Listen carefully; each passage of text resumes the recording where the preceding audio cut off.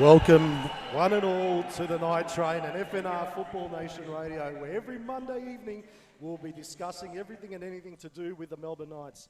And on tonight's show we have Juniors and Mini Roos news. We'll review the women's great efforts against a very formidable opponent in Melbourne University. We'll discuss the draw against Dandenong Thunder on Friday night and our upcoming fixture this Friday at home versus the Oakley Cannons. We've got some wonderful competitions and live guests. Let's hear your live guests. just in case you thought we were lying and this is an actual Avondale night. No, it's not. It's a Melbourne Knights night. We've got fans. And we've got, and we're coming straight live to you from St Andrew's Hotel, although I'm pretty sure nobody's watching because all of our listeners are here tonight. But first, a shout out to the sponsors that make the club tick. A huge thank you to our show sponsor, St Andrew's Hotel, formerly the Pump House, and Tony Voyage, who is silly enough to back this show and actually host this evening. Major sponsors, I&D Group, number one ticket holder, Melbourne Croatia Soccer Club, Living Gems Lifestyle Resorts, Melville Bodyworks, and the Australian Croatian clubs of Melbourne and Geelong. I'm one of your hosts, Rob Spoilard, and thankfully joining me each and every Monday night is my co-host, the musical maestro, Anthony Smallage. Good evening, Rob. Good evening, everybody here. Like to hear, we'll get this going with a bit of a chant later on. But it's fantastic to be here tonight, St Andrews, Fitzroy, beautiful leafy part of the city. People have come, they've had a feed, they've had a drink, they're still drinking, keep drinking, make some money for Tony. He's our major sponsor. We need all the money to go through the tills as possible. But thank you for everyone turning up, everybody listening at home, interstate, overseas. Quick cheerio to Chiara Barchak, who will be listening tonight. She said she'll be tuned in right from 7:30. And to Branko Torbarina, all the way in Auckland, who has not missed a single episode. Spent 45 minutes with him on the phone yesterday telling me how bad my songs are. But we will have a couple of songs. We hope the audio comes through the speakers nice enough. It's going to be live. 2 live songs. So you're paying nothing to get 2 live songs this evening. And some may say they're paying too much. Oh, jeez. Just waiting for a few guests to come in because my biggest critics are the kids. They're expecting to come in. But we've got a lot of our junior kids here. I can see Max Crnac, I can see Oli Torkic, Maxim Korlic, the whole Korlic family, kids all over the place. It's fantastic. And if you're thinking, why are these seats at the front empty? And it does look like an Avondale game. It is absolutely chockers on both sides. We've got the players to my right and the coaching staff. We've got all our guests. We've got under 18s, under 20s. We've got distinguished dignitaries here from the Hrvatski Nogometni Savez of Australia. We've got the Melbourne Knights Committee. And we also there's 6 candidates apparently trying to take over Pave's spot as the leader of the committee as well. So we'll see if they come up tonight. But what a fantastic show. We've got plenty of guests for you, plenty of competitions. Also, Pero Grganovic from Deluna Sportswear has provided us with a number of T-shirts we'll be probably throwing into the crowd, so if you want to wrestle each other for them. Night Train exclusive T-shirts. Yeah. And we've also got with us, we failed to mention, our good friend Josh Parrish, also known as Josip Paric. Just in case any of the ladies want to take him home and your parents don't want to get upset, say his name's Josip, everything's good. Josh, how you going, mate? Pleasure to be with you, gents, with a live audience, no less. I can't wait for the song. That top's a bit better than the Preston Lions one that you usually wear. And the food's much better than the Chavape at Connor Reserve as well, from what I understand. The kebapi. Kebapi. I couldn't possibly comment. Yeah. But before we move on, I'd just like to say that tonight's show is dedicated to the late, great David Shovel Sowinski, and we'll say a few words about him as well with Melbourne Croatia Soccer Club President Anđel Kocimira. But before we go to that, as per usual, we'll probably jump over to the juniors results. The junior results, here we go. We've got plenty of them here who participated yesterday, and we were down at Dobson Reserve. What a beautiful day it was. Some of them played the way. Results, not sure what format we'll be going with tonight, so we'll go through them as we usually do. Round 5, Mini Roos, under 7s, both Rob and Peter had buys. I believe they might have been forfeits. Under 8s, Ivan lost. Under 8s, Jack lost. Under 9s, Luch won 4-3. Under 10, Paul won 4-0. I think we've got some goal scorers here in the crowd from that game. Under 10, Bruno lost 3-0. Under 11, Damien bye. Under 11, Vlad drew 1-1. Under 11 girls, Jacob won 1-0. And the under 12 girls, Sebastian lost 5-0. Round 11, Melbourne Knights FC versus Brunswick City from the older age groups. Under 12s D won both. Under 12s S won 1, lost 1. Under 13s won 3-1. The 14s won 3-1 as well. Under 15s won 3-0. Under 16s a drubbing, 7-0 they won. And our under 18s won 5-2. So finally got the wind drought, or the wind drought has been broken for the under 13s and 14s. Our 15s continue their record-breaking undefeated streak with a very classy performance against Brunswick. Our 16s also had a wonderful display. However, it was made slightly easier as Brunswick City were reduced to 10 men following a handball to clear the ball off the line, a.k.a. Mehmet Durakovic. Our under 18s and 20s, before we go to the girls, thank you, Mr. Tom Governor, for shooting these through. At 6:30. 18s made it 3 in a row against an improving Brunswick City, running out convincing 5-3 winners at Summer Street. Great scoring 5, disappointing to concede 3 after only conceding 1 in the previous 5 games. Win takes them to the top of the ladder for our 18s, which is fantastic. Goal scorers were Goran Šljivić with 2, and singles to captain Jackson Maslach, Filip Lesar and Zoran Šljivić. So Goran and Zoran Šljivić. Good times. Didn't want to think too much in maternity ward. Zoran, Goran, vrago briga. Under 20s made it 5 games undefeated and moved up to 3rd with a 4-2 win over Dandenong Thunder, which was played yesterday at Knight Stadium. Another strong and professional performance with us dominating possession and being rewarded with 4 goals. Great character also shown when challenged in the second half after Thunder equalised, but 3 goals in which in succession killed the contest. A double to Adrian Tardio, who is doing great things, and 1 each to Felipe Sanchez and Oli Chakarun, setting up the result. So well done to the 18s and 20s. And to wrap up with the girls, the seniors, thank you to Nina Trupkovic, captain. Started off the game very flat and unsettled compared to previous games.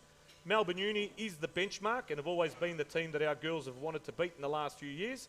Haven't been successful as yet. Yesterday was a 2-0 loss. However, it has been the best performance yet over the last 2 years, where they have lost in previous games by larger margins.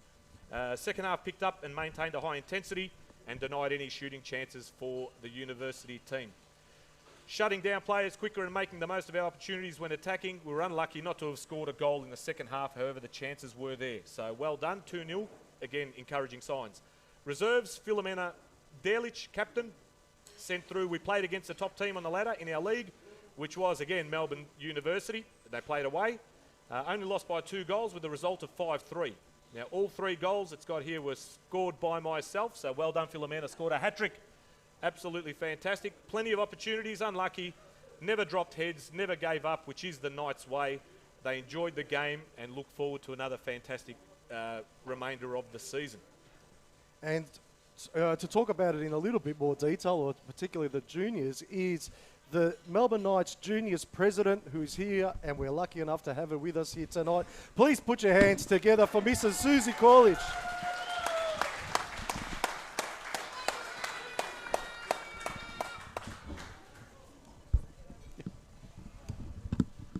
Susie loves public speaking and loves being in front of big crowds. Thank you, Smolly. And romantic walks on the beach. It was a date night, so Susie 19 years. brought John and her 3 boys along for date night. So. Susie, welcome. Thank you. So Susie, you've been here now. The president's your 2nd year as the president of the juniors. Yep. You took over from Chris Chris Maslach, who was there for 7 years, I believe. Did a fantastic job and brought the club or the juniors back from the brink. Actually, wasn't in a very good position, and you've moved on and gone in his ways and continuing his legacy. Yes, and I just wanted to just point out that not only are the 18s on the top of the ladder, but the under 15s and under 16s are on top of the ladder. Oh, so there's a big cheer there. So we've got 3 age groups after round 12 on top of the ladder. You're listening, Mickey? Straight into the seniors, mate. So you've been here for a couple of years now. You've continued on with the journey. How is it all panning out for you? Oh, look, it's really rewarding, but look, it's a lot of work. Yeah. It's sort of, I reckon, I don't want to sort of big note myself, but it's about 20, 30 hours a week that you're trying to do work. So we'd love more volunteers. Just be careful, because your employer might be listening to what you... I know, my boss knows. Oh, okay. Look, we're really happy. There's lots of people that love the club and that really put their hand out, and I can't do it all by myself. There's half our committee's here. People that aren't even in the committee do a lot of work, and we just would love to have more people involved, because it's really rewarding, and then your kids show that you're involved and they love it more too. So what's this? I mean, you're talking about the 18s are on top, 16s are on 16s top, 15s on top. We've got a few, we're really happy this week that the 13s and the 14s won, because they've been sort of very unlucky. We've got great coaches, and that's why I want to do a big shout out to the coaches because they do so much work, and they do get a lot of, parents are very emotional, and they don't realise how hard, they're probably more emotional about soccer than about school, because they watch it, like you're not in the classroom, so they're watching training, so we just would like all of our parents to just sort of take a step back, just let the coaches, and let the people who, and I've got a lot of mentors that have been helping me, people like Ollie Pondiak's really, he wants to, be behind the scenes. Mark Sealich is really heavily involved. So a lot of ex-players do give a lot of, but they don't want any recognition, but they do a lot of work at the club. So we're really happy with that. Well, that's something that Smollick always brings up all the time, is the amount of ex-players that are actually around the juniors and that are contributing and still love the club. Even though they don't have to, they don't get anything out of it personally, other than joy and. So they're, some of those ex-players are fantastic. And look, and it's really hard. We've got a constantly changing landscape with the Football Victoria. Next year's going to be totally different. Like we're in the process, we have to reapply for next year. There's like 16, 17, documents we need to hand in, stuff from, business plans to financial plans. So there's a lot of work in the background that we need to do. And it's all going to change next year. So it's trying to keep and educate the parents to be on top of that. So, So, I mean, with all the success, what is the secret to success? I mean, I don't think that all happens by accident, having, 3-4 teams on top of the ladder. No, it's just, I think we've got really good technical directors. Robert Krejcic does a fantastic job. Glenn Stefanak does a fantastic job. A lot of the work is very behind the scenes. A lot of people don't see how much work they actually do, but it's, they're really, so it's just a matter of, and we've got very talented kids. That's the thing too. It's sort of in our DNA that there's a lot of Croatian players that are very good. We're really happy with that. And we're trying to promote a real link between the juniors and the seniors. So when, on Friday nights when the seniors play, we want the juniors to be there. I told Marijan Svitkovic I had a few drinks at a christening on the weekend, and I said we have to beat Avondale against the FFA Cup. It's a must win, and the juniors will play a goal scorer bonus for $500, whoever scores, but they have to win. So we want the players to really play for the juniors, because Avondale have sort of given us, maybe I won't go into it, but I won't go into it, but we really need the seniors to win. Easy done, hey lads, easy done. Yeah, come on, for the juniors, you have to beat Avondale for the FFA Cup. And so, Susie, as well, I mean, you did touch on next year and that everything's changing. Yeah. Whoever we talk to, no one knows what the hell's going on with the juniors next year. Can you shed some light on what's changing? It's a new format where there'll be I think they modelled it on basketball, a basketball format. So the first, there'll be 4 divisions from east, west, north, south, where there's currently only 2. So the first, everyone plays each other. No, there's 11 rounds where everyone plays each other once, and the top 3 go into Division 1. The second division, from 3rd to 4th. So that's actually going to be really tough, because in the west there's we'll be up against probably Green Gully, Avondale, St Albans. Yeah, so we'll have, to finish the top 3 is going to be really difficult. So, and there's going to be 33 rounds, which is extra games. So they just want to be like for like. So at the moment, like the under 16s are winning, I think they've got an average of 6 or 7 goals per game. They want to be more like for like.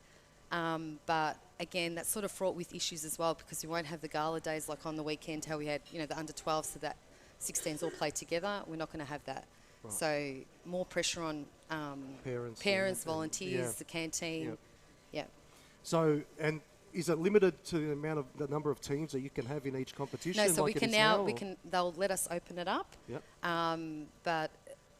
So they'll let us open up. We can field as many teams as we like. So basically, the community clubs have all become null and void. Really, they can all join up we can all play field as many teams. Yeah.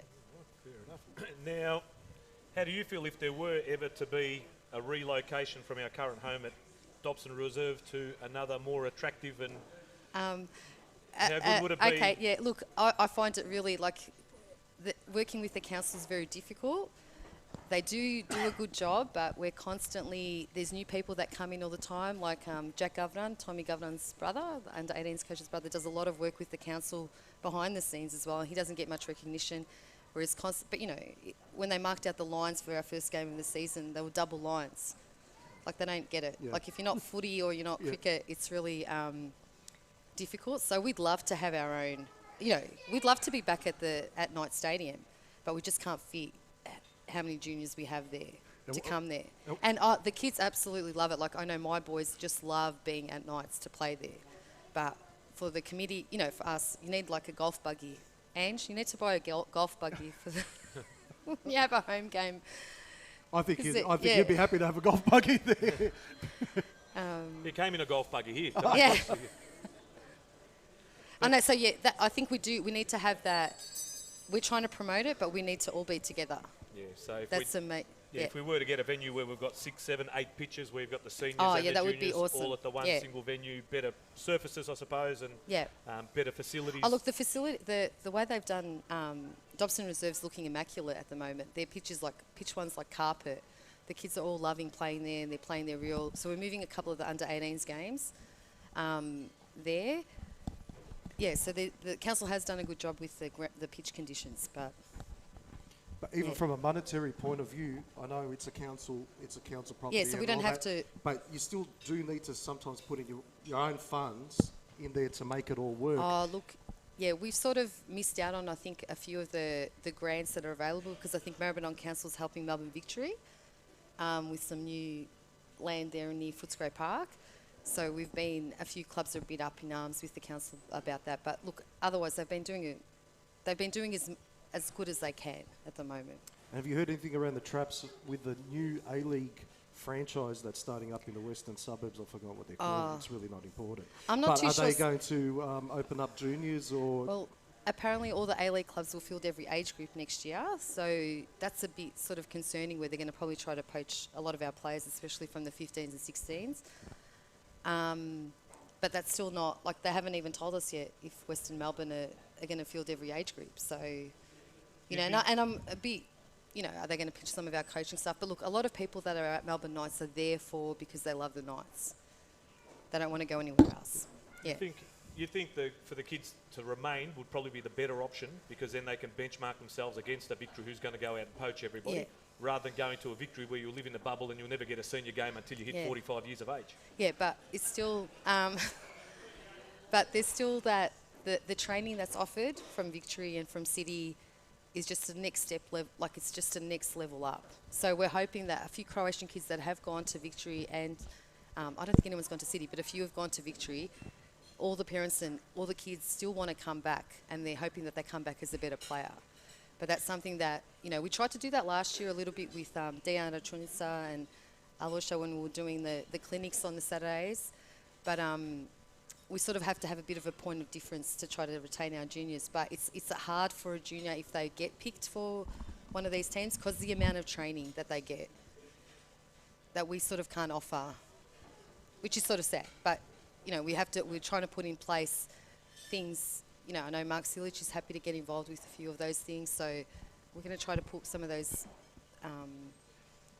I'm not a very good public speaker. Is it true You've done very well so far. Is it true that Kevin Muscat might be coming in as a third technical director at the club now that he's out of the job? I don't know. Has he broken any one of our players' legs? No. No. A former player, Adrian Zara. Yeah. So I don't think so. He's going around the golf buggy at the moment still. He'll probably go to George Cross. Yeah. Yeah. Well, no worries, Susie. Thanks heaps for joining us here on the stage, and I think she deserves a huge round of applause. We got her on the spur of the moment to come up and speak to us, and she's done a valiant job. And while we're also on the topic of juniors, we can look at a slightly higher age group, and we can finally put a face to the name, and someone who calls up the show each and every week, Tommy from Thomastown, also known as the 18th coach at the Melbourne Knights. Please put your hands together for Mr. Tommy Governor.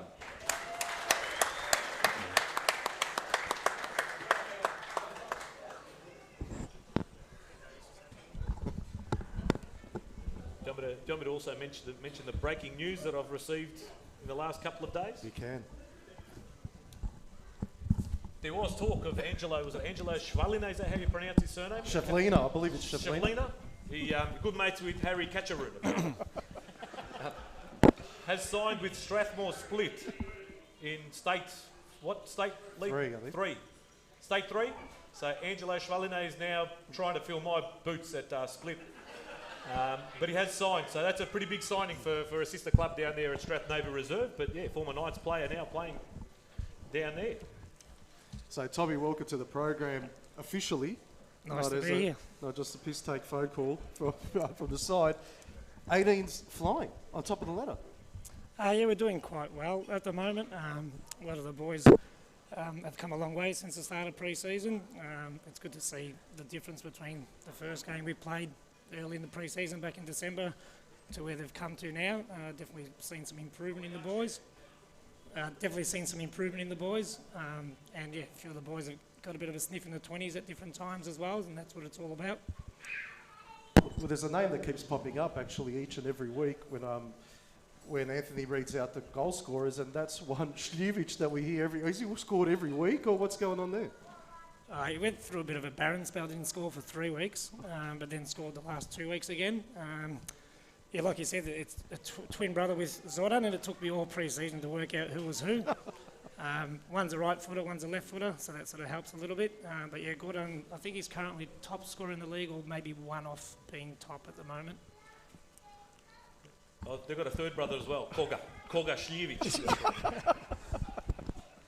But any other kids that are really, or that have made that step up as well, that are making their name known to the 20s and trying to get a gig there? Well, at the moment it's quite tough because the 20s are doing quite well as well, and I have a mixture of sort of older players, and when I say older players, the sort of 18, 19-year-olds, as well as some 16, 17-year-olds in the 20s as well. But we've had, Gordon Sljevic has had a bit of a sniff in the 20s, young Philip Lessard, which is in the 18s, he's had a few minutes as well. Daniel Vidakovic is another one that's had a few minutes, but yeah, the squads are quite stable at the moment, and there hasn't been too much movement between the two squads at the moment. And I can see you've brought some of your boys here tonight. Who have you actually got here? A range of 18s and 20s. We sort of see ourselves as the one squad anyway, but we've got Tommy Corlich here. His whole family's here, and congratulations on your anniversary, Johnny and Susie. How many years is it? 10 years at least. I was going to say you get less for killing someone these days, don't you? So I've got me captain of the 18s, Jackson Maslak, the captains of the 20s, Dante Karlusik and Mark Desic, and Oli Chakarun from the 20s as well. Household names, mate. Those surnames have been around the club for a long time, so it's good to see them coming through as well as the new crop. That's absolutely fantastic. So who you got this week? We've got Altona Magic, who it's a bit of a top of the table clash. I think they lost only their second game yesterday, the boys are telling me. So it's I think first versus third this weekend. So Altona Magic, in the 18s. Sorry. So we're having our own little conversation. We're not talking about where we're going to go for a drink. You hang up first. But ladies and gentlemen, please put your hands together for Mr. Tommy Gavran, the 18th coach, doing a fantastic job. Boys are at the top of the ladder. And luck with the watch to you as well. Do you reckon we could get one of the boys up here to speak to us? Maybe Tomislav from Avondale. He's called up. Is he here tonight? Tomislav from Avondale is here. Here he is. Here he comes.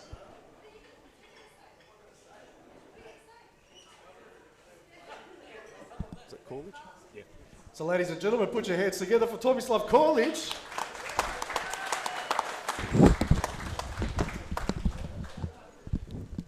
So first question is, what's it like having Tommy Gavran as a coach? Is he doing your head in?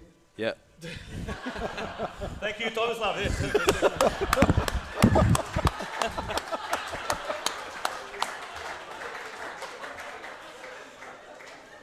Probably the most intelligent comment we've heard all night. Now, we've got a couple of messages coming through the YouTube live stream because we've done it a little bit differently tonight. It's not going live via Facebook. It's going live via YouTube, which is then being uploaded to Facebook. So Don't ask me how they've done it, but they have. But somebody has asked, we're a little bit late, but can someone please give Tommy from Thomastown a booster seat? It's hard to see him from where we're standing. Thank you, Mickey Jovanovic is standing down the back. Governor, if you want to beat him up. We've got a Lijepi pozdrav from Warrington, Croatia FC from up in Sydney, so that's fantastic. We've got a couple other people saying go Knights, someone said go Dinamo, and we've also got Black Dog, give us a wave. So can't give away our identities, mate. I'm only Black Dog on weekends. But, ladies and gentlemen, before we do move on, we might cut to a very short break, and we'll move on and speak to the president of Melbourne Croatia Soccer Club, Mr. Anđelko Kocimera, and have a few words about the late David Shovel Sowinski. We'll be back shortly.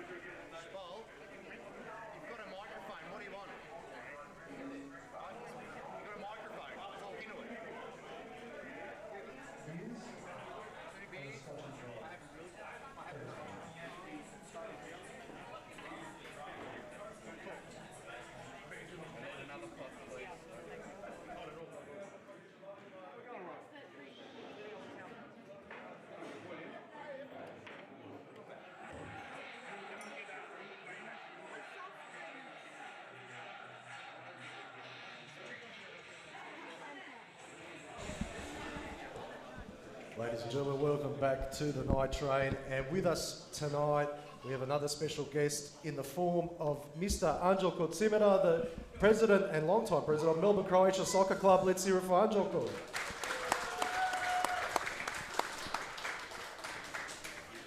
Now, first up, Ange, it's been quite a sad weekend, sad Friday with the passing of Shovel.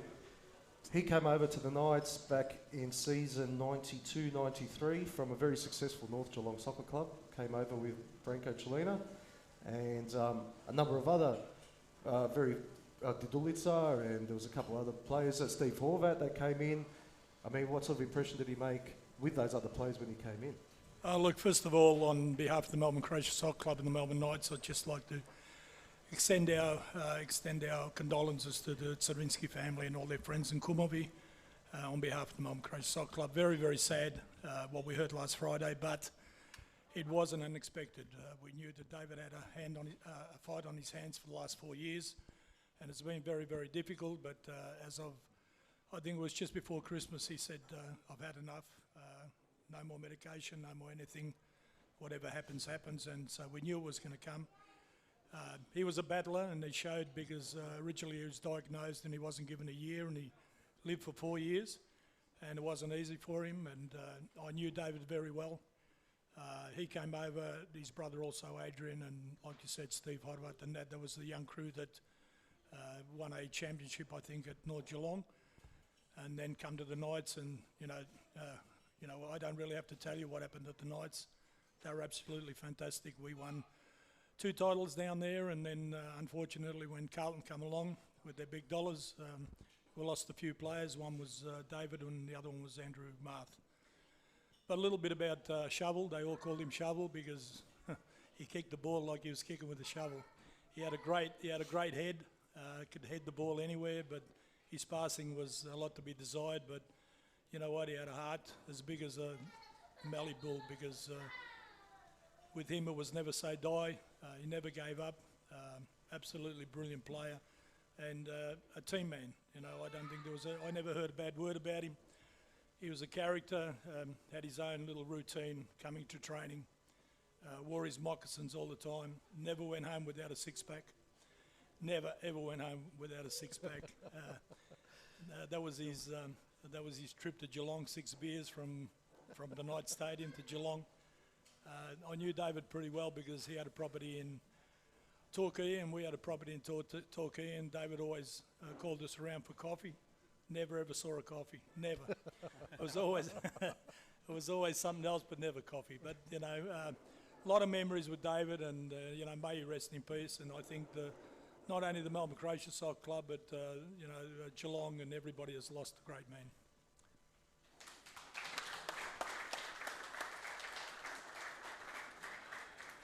Yeah, I remember, I think it was the 60 gala at the Dome that we had for the Knights, the 60th anniversary, and he was one of the players I walked to interview, just as I was doing the roving mic. And I remember I said to him, I go, David, how'd you get that nickname Shovel?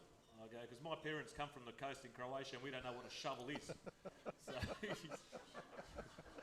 yeah, you got that one. Besides, you got that one at the end. Yeah, true. Yeah.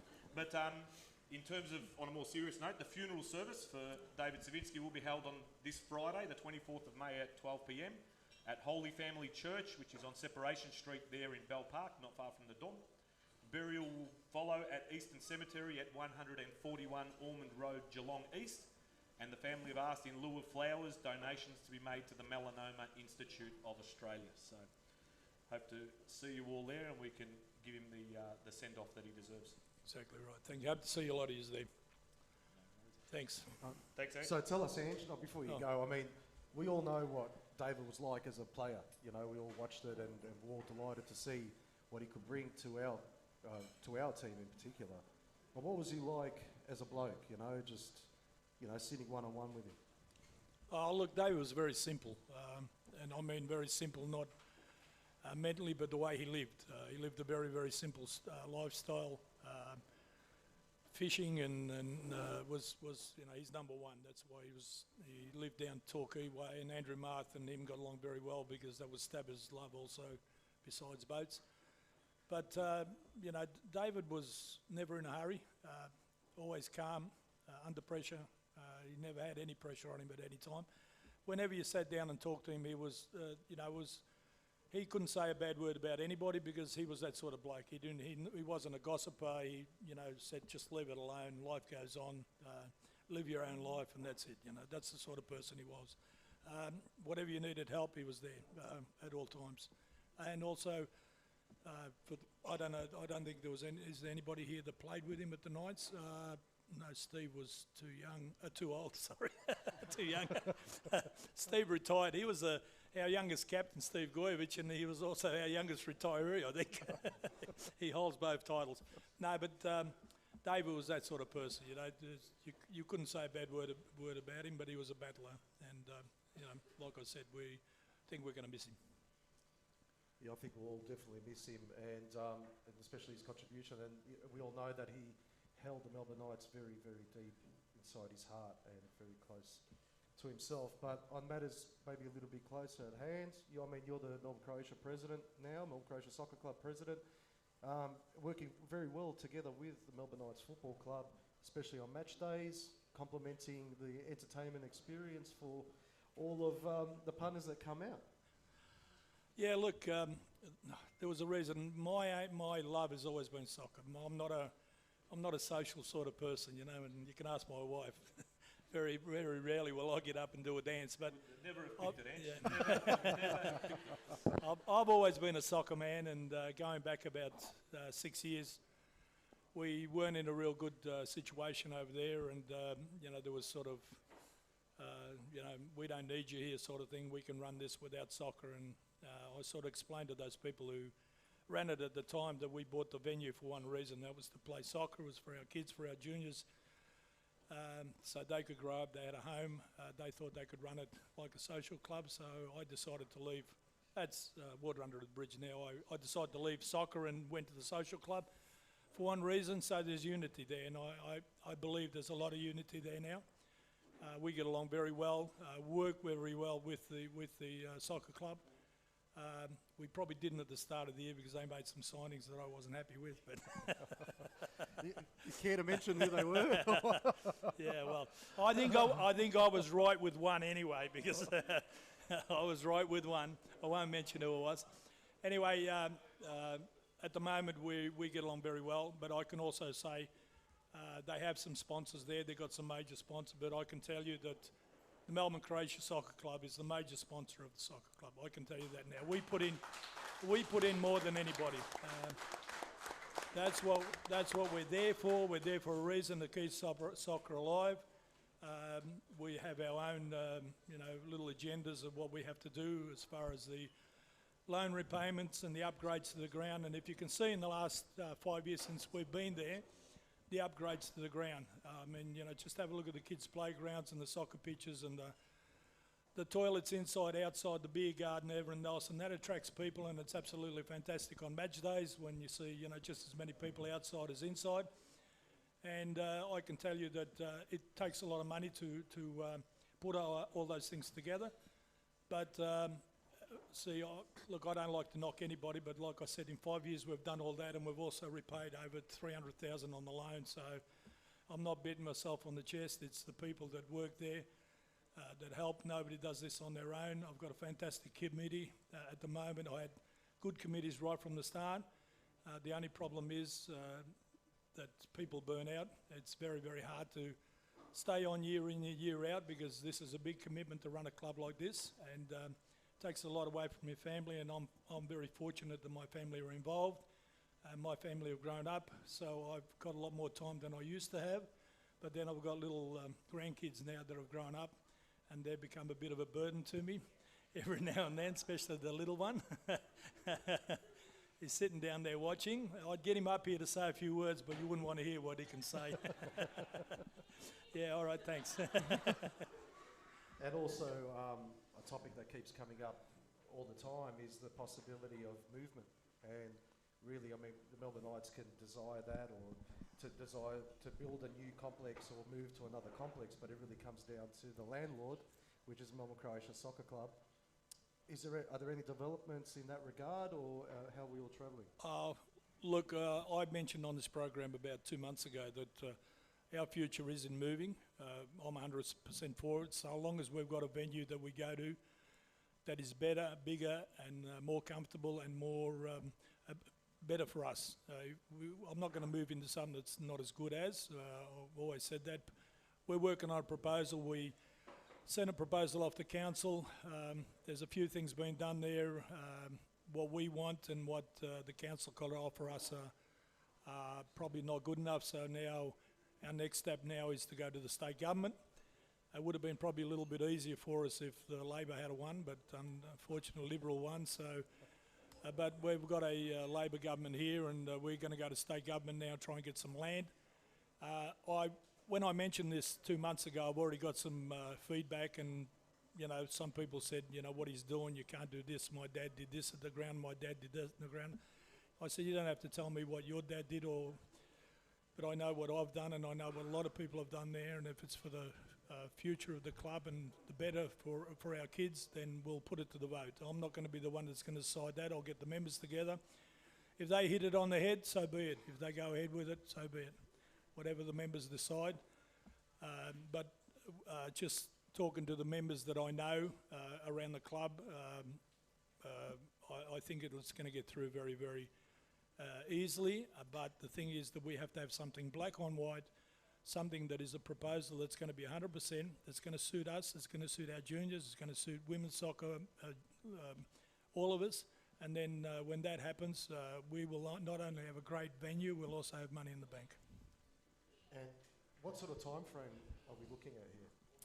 I think I mentioned last time, if you think this is going to happen in 12 months' time, it ain't. You know, if this happens in the next 5 years, we've done very well, because, you know, to go through government, get permits, and then to go and build this thing, it's going to take a couple of years. So, like I said, if this happens in 5 years' time, it's going to be fantastic. If anybody thinks, like I said before, it's going to happen in 12 months, it ain't. Look, I'm talking about a project that's going to be... It's going to cost between us and the government or state, whether it's state government or council or whatever, we're probably looking at a $30 to $40 million project. So it's not something that we've talked about, something that we dreamed of. I've spoken to Parva and everything else about this. If we do move, it's going to be a very, very big project, believe me. I know that I just want to say something, because I keep bagging the A-League because I'm just not an A-League fan. But... I'll tell you now, these Western, whatever they're going to call themselves, I don't know what they're going to call themselves, but apparently they're playing out of Geelong for 3 years. I don't think they'll be around after 3 years. They might have a stadium there, but there'll be nobody in it. Anyway, some good news today. Kevin Muscat's left. I can now start maybe supporting Victory a little bit, because I always hated Victory, mostly because of Kevin Muscat.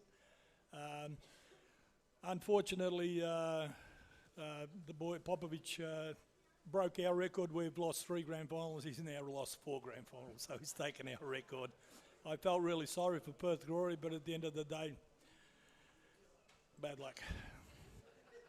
Koi, and then you put in the next word. Sorry? Koi. No, I won't say that. I won't say that. That's for both Perth Glory and Sydney FC. Yeah. But ladies and gentlemen, please put your hands together for Mr. Hank Stivida, President of Melbourne Croatian Soccer Club. Thanks for joining us, man. And in the meantime, I've seen that some of the girls have actually walked in from the girls' team. So how about a big round of applause for our girls' team, who are travelling quite well. Now, I'm neither short-sighted or long-sighted because I'm just blind in general, but I'm not sure which one of you are going to come up and speak to us a little bit about the women's team. Come on, Michaela.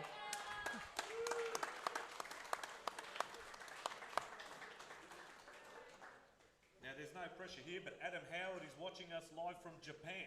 I don't know who Adam Howard is, but well done, buddy. You are a champ. He's watching us. We've got him all over the world, mate, even in Japan. So, welcome to the Night Train, and introduce yourself to all these wonderful people. I'm Michaela Jessic, that's how do you...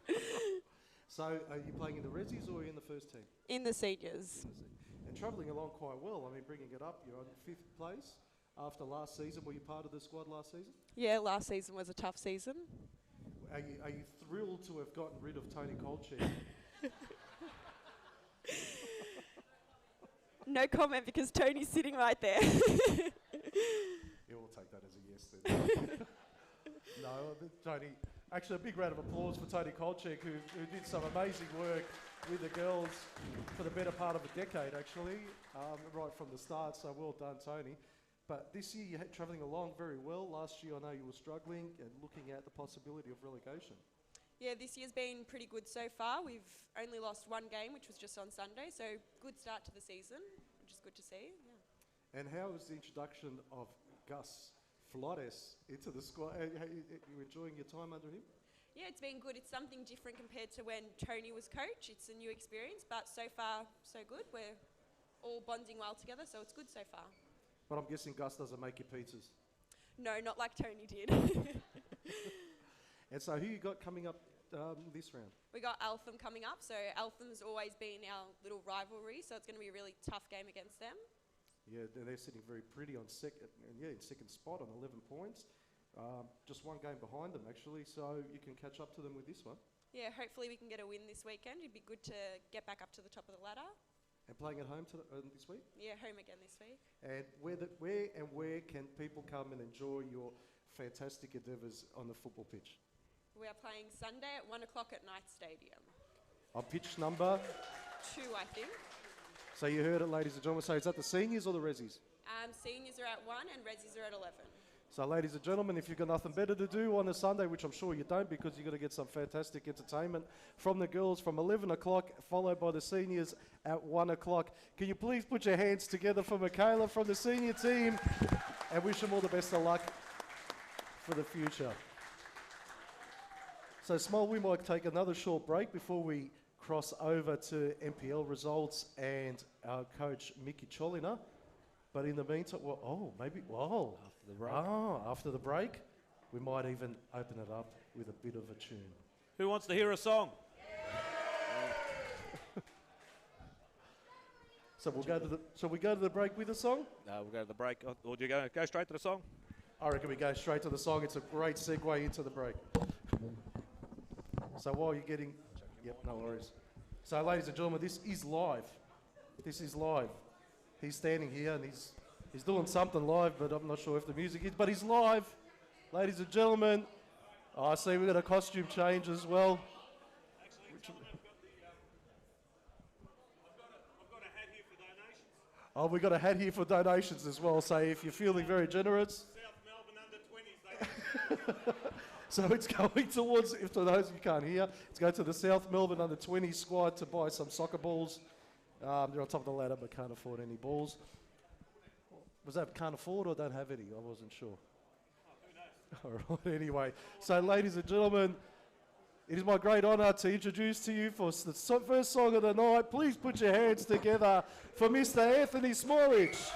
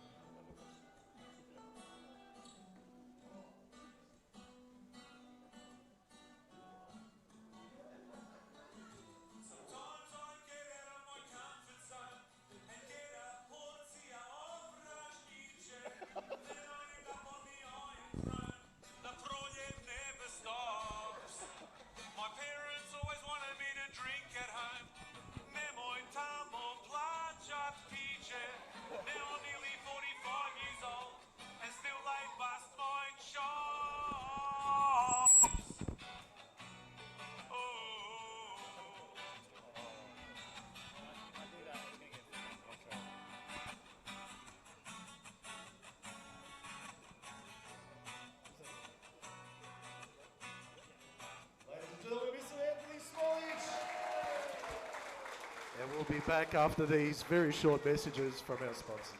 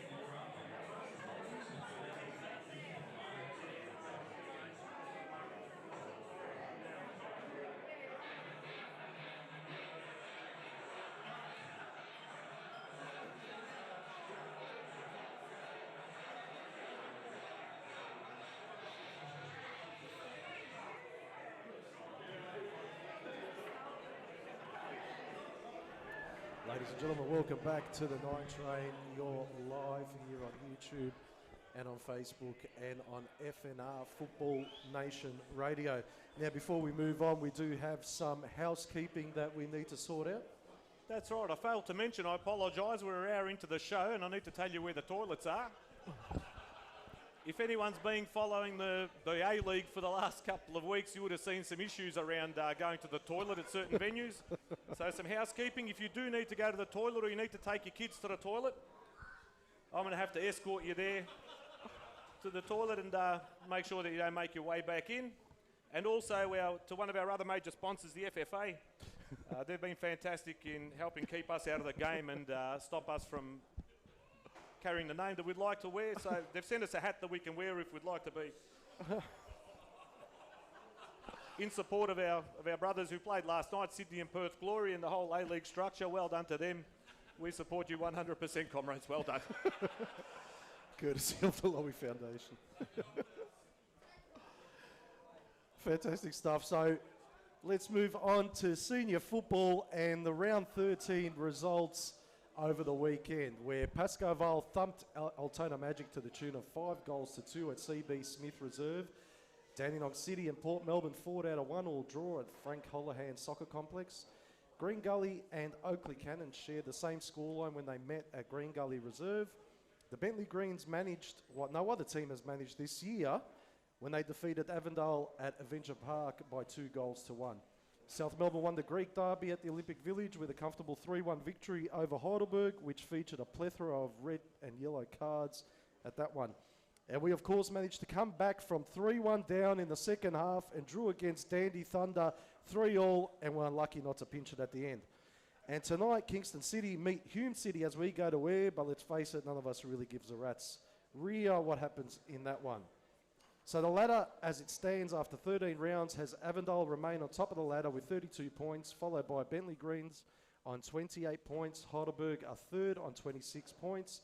Green Gully and the Melbourne Knights are on 23 points apiece, and Hume City round up the top 6 on 20 points, but they still have tonight's game in hand. Altona are on 19 points. South Melbourne are on 17 points in 8th spot. Port Melbourne and Pascoe Vale on 14 points. Dandenong Thunder are on 11th on 13 points. And Oakley are on 12 points. Dandenong City are on 8 points, and Kingston City are last on 6 points, but again with tonight's game in hand. But to speak about the weekend fixture in a little bit more detail, would like to welcome up the head coach of the senior team. Please put your hands together for Mr. Mickey Cholina.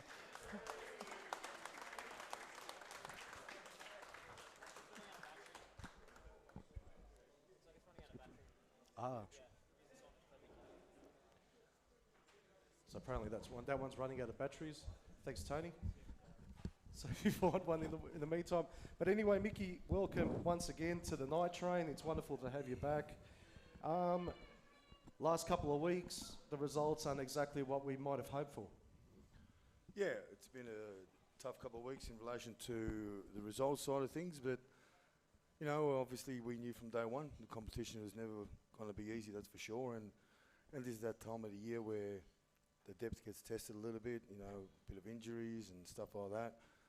Start to put a bit of pressure on the side, but at the end of the day, it's part of the game. You've got to work through it and continue on. Starting off probably first with the Hume City game, a very frustrating game. I think we had enough chances to win 3 games with at that one, but just didn't manage to put it in the back of the net.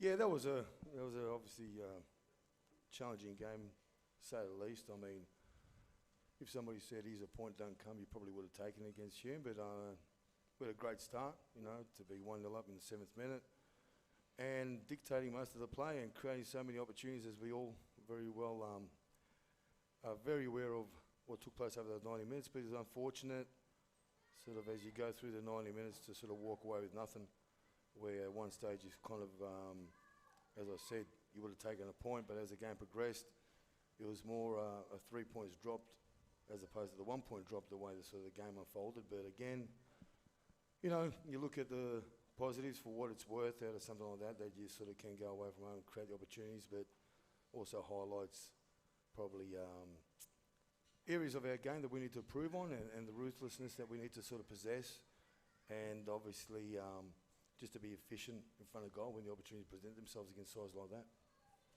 And then moving on to the following game, where it was almost a must-win, or well, we were looking at it really wasn't a must-win, but we really wanted that 3 points against Dandenong Thunder, who were sitting 12th at the time and really struggling, but proved themselves to be a worthy opponent. Look, every game's a must-win, I suppose. You sort of enter every game wanting to win, that's for sure, and last Friday was no different to any other one. But we were obviously very flat, as we all obviously were aware of, and credit to them, you know, they sort of were very enthusiastic and motivated, and find themselves 1-0 up at half-time. We had opportunities, as we sort of found, to a certain degree, but look, you know, I think as the game sort of progressed over the 90 minutes, it was good to show the character that we possess as a team, and you work hard on that part of your game too, and even having, you know, going down 3-1 at one stage, you know, it was great to see the boys still possess the belief to continue on, and as the game progressed, probably, for what it's worth, a little bit unlucky not to pinch all 3. It was very unlucky at the end too. We had our chances, and even with a penalty decision, or actually there was 2 penalty decisions that were waved away that probably certainly could have been penalties with in the first half with Frenner, and then late in the game when Adrian Tardio was brought down in the box as well. Could have changed the face of the game once again. And that was something we spoke about with refereeing with Hume as well, yeah. And yeah, the saga continues. Yeah, look, I mean, from a referee point of view, touch on that stuff. I mean, it's something that, you know, weeks go by every week and you'll get some good referees in our eyes, and then you'll get some referees that probably don't tick all the boxes you want. I mean, they make mistakes just like we do as footballers and coaches, and at the end of the day, it's always hard when it sort of hurts you from a result point of view. The reality is, once it's done and dusted, there's not much you can do about it. You just got to move on. But I look at the Hume game, and there was obviously an interesting decision there, as we all very aware of. But at the end, if I'm sort of, how should I say, if I'm relying on that one decision, well, you know, we've got bigger problems in my opinion. I mean, that game like Hume, we should have wrapped that up well and truly before half-time, we didn't, and you can't be relying on that one decision. And even on Friday night against Danny Thunder at home, again, it's you know, you don't want to clutch at straws with these little moments of our referees. I mean, we do our business at the end of the day, and if we're on top of our game, I mean, I'm not relying on the referee or any decisions he makes, I suppose. And then again, with the Danny Thunder game, in the advent of sports science and the game changing and everything like that, Brandon Barnes scored a couple of ripper goals. Is the secret maybe eating a family pizza before you get on the pitch or something, because his fitness regime seems to be working for him? Look, obviously, Brandon's been working out. We can all see that, which is great. But look, he's hasn't been in the Golden Boot for a few years in a row for no reason. I mean, he's a clinical striker. We all know that, and he's forged a reputation here in Victorian football. And he showed his quality too on Friday night. He doesn't have many opportunities. Someone like that, you know, you can't afford to give him too much space. He will hurt you, and we found that the hard way on Friday night. So look, at the end of the day, he does what he does, and good luck to him, and good luck to Danny Thunder. But I guess it's important for us just to worry about what we do, I suppose. Well, he's probably wasn't working out, but he's working out what to eat, I reckon. Transfer window's currently open.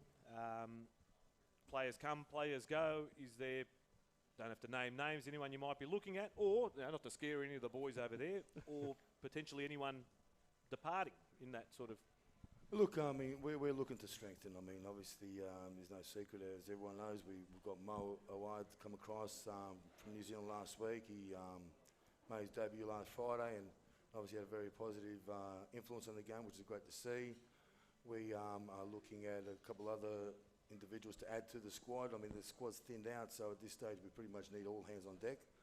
So we'll definitely be looking to probably announce a couple of people this week, I'm hoping, if all goes to plan.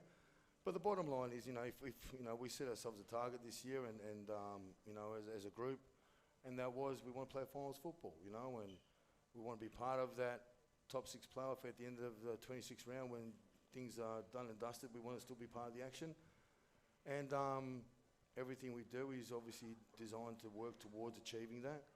And naturally, the squad, the depth, the competition is important to help that goal stay alive. And as the season progressed, there's been some injuries and stuff like that. And the reality is that at this level, you need to have depth, you need to have competition. And so I'm hoping over the course of the next 5-6 days, we'll, as a club, announce a couple more additions to the squad, and hopefully be very valuable additions and feature in possibly this Friday's game at home against Oakley. Yeah, if they can have an impact like Mo did on Friday night, watching. He sliced them apart. He just looked light on his feet, close ball control. The goal was fantastic, but just everything around that, he was looked absolutely fantastic on debut. Did he train with it at all? Did he just turn up on the, what was it, the Thursday? No, look, Thursday he signed. Or yeah, look, Mo arrived not last Monday, the Monday before. So we spent, you know, almost a week and a bit with us. Basically got him over the line from a transfer point of view and all that jazz just on the day of the game, on the Friday morning, so we weren't sure if he'll be able to be part of the roster. Look, he's a player that's going to definitely add value to our squad, as we all found. He's close ball control's great. He's quick. He's got a great left peg, as we saw on Friday night. Enthusiastic player. He gives us a few options, you know, and 7-11 position, and he can obviously play the 10 role. So he definitely brings added dimension to our game, and I think we'll benefit as a unit by him being part of the squad. what about any of the boys sitting over here tomorrow night? Anyone carrying a niggle will be unavailable for Friday night? Don't have to don't tell them, Oakley. That at this stage, everyone's okay, from what I understand. A couple of boys will go through a few tests during the week, and we'll see what happens come game day on Friday. But hopefully, if all goes to plan, everyone will be up for it. Any yellow cards? Anyone accumulated too many points? I was hearing some rumours. No, Brycey, yeah. Yeah. Aiden's got his 5th yellow on Friday, unfortunately. So he'll be working the media room on Friday night up there with you, Robbie, I'm guessing. He's going to make us pasta and tomato sauce, I think, on Friday. Yeah, so look, it's always unfortunate, but it's part of the game, unfortunately, when you got some boys and, you know, the yellow card sort of thing. So, yeah, unfortunately, Aiden will be out this Friday. And you're hoping to have any inclusions? Is there, I mean, like Anthony was saying, is there anyone that's likely to make a surprise debut for the Knights on Friday, even though I'm not expecting you to mention any names? Well, like I said earlier, we've got a couple of boys that we're speaking to at the moment, so if all goes to plan, there could be a possibility there'll be one or two lads that could feature in this Friday's roster. But TBA, I guess. And now, look, we're sitting at exactly at the halfway point of the season, 13 rounds in. We're sitting 5th, possibly 6th, depending on tonight's game between Hume and Kingston. You satisfied? You dissatisfied? How are you feeling? I mean, it's a good time, I suppose, to reflect and see where we're at the moment. Look, I guess at the start of the year, like I said earlier, our goal was always to do everything in our power to be part of the playoffs at the end of the year. This is a halfway mark, so we're in the 6th at the moment. We all know that, you know, it's only the halfway mark. There's still a lot of football to be played. If somebody said, you know, round 13 you'd have 23 points and you'd be in the 6th, you'd probably turn around and say, yeah, I'll take that.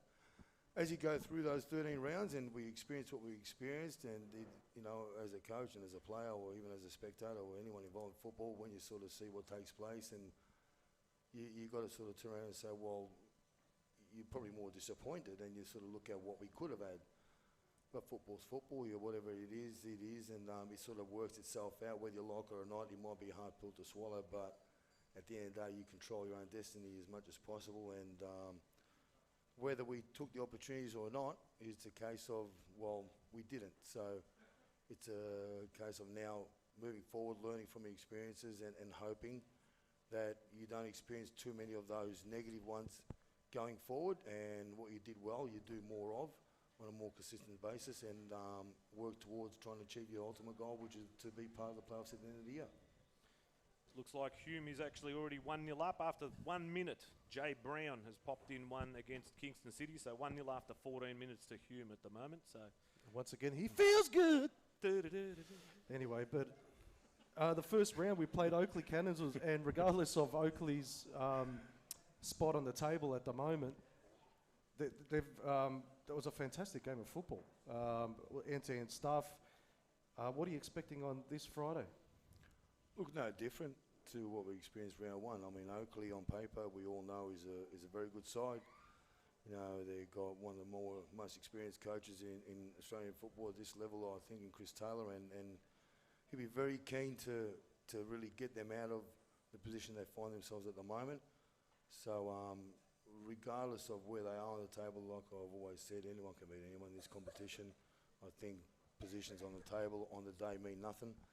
And it's up to the individuals that, you know, take the pitch and the mindset that they're in, and how prepared we are, and obviously try to make as many of the correct decisions and the performance to be at a level that's acceptable to get the result over the line.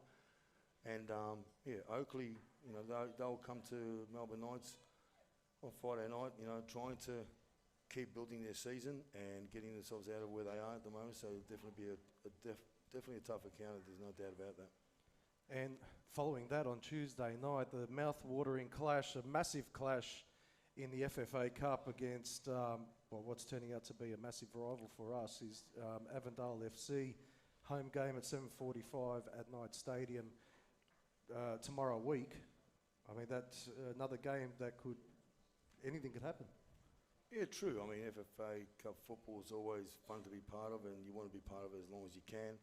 I mean, without sounding sort of, I don't know, cliche-ish, I mean, you just worry about the game in front of us, which is opening on Friday, but nevertheless, I mean, we don't ignore what's coming our way. And that Avondale game, yeah, look, as you said earlier, there's a bit of a rivalry that's developed over the last couple of months, and look, I believe in our group of people that we are more than capable of beating anybody.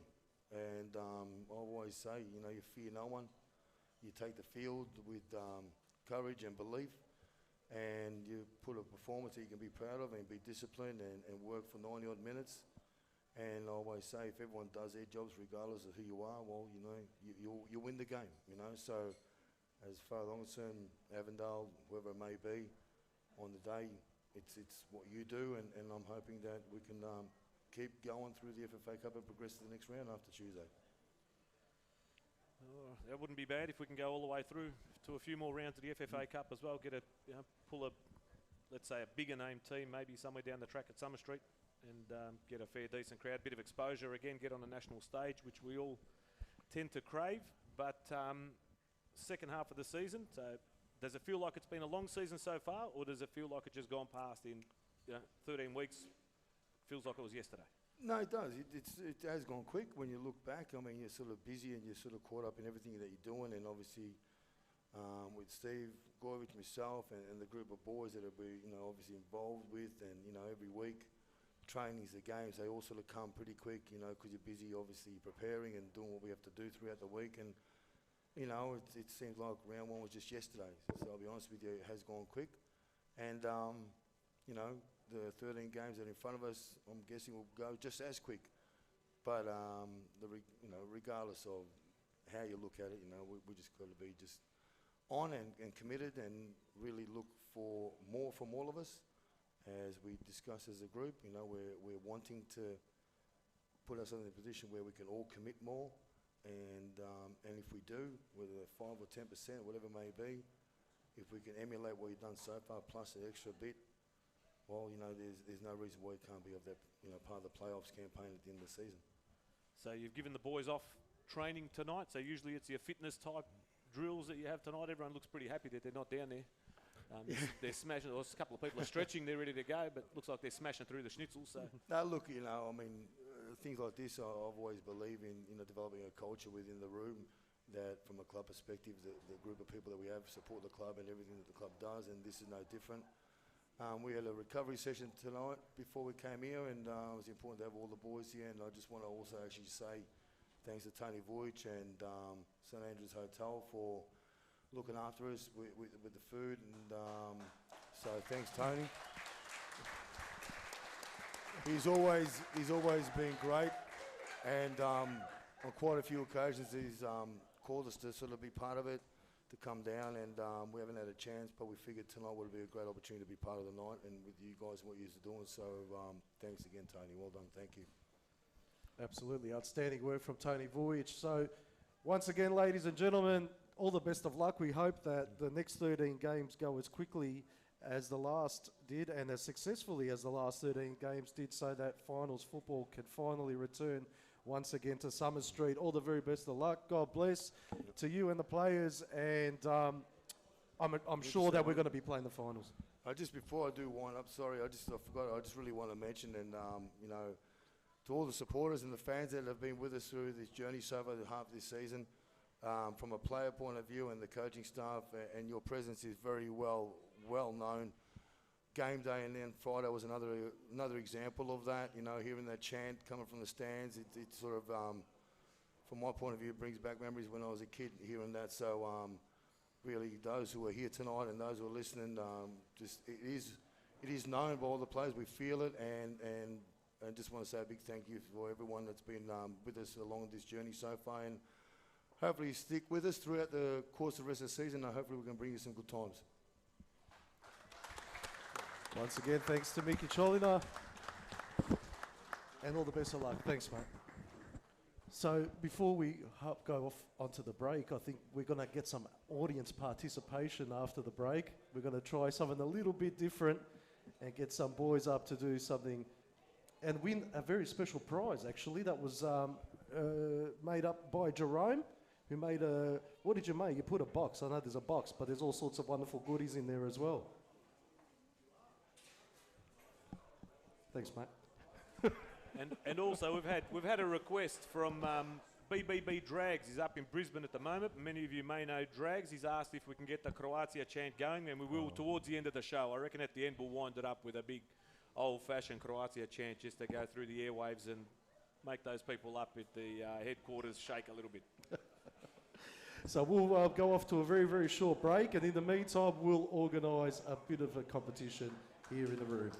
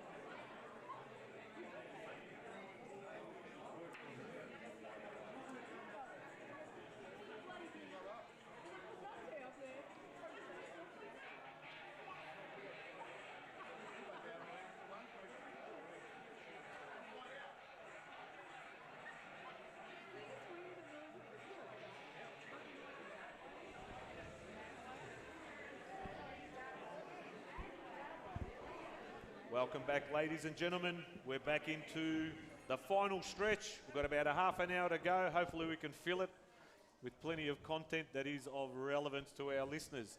But we're about to start our competition, a little bit different than usual. We've got some actual volunteers up on the stage, so it won't be over the phone or via text. It will be directly up here via Rob. But somebody has asked, the Night Train t-shirts, will they be available? We will chat to Pero Grganovic and see what we can do about printing a couple of those up and trying to do a bit of fundraising for the show.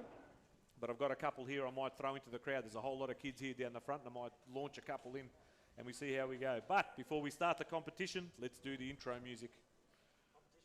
Yep.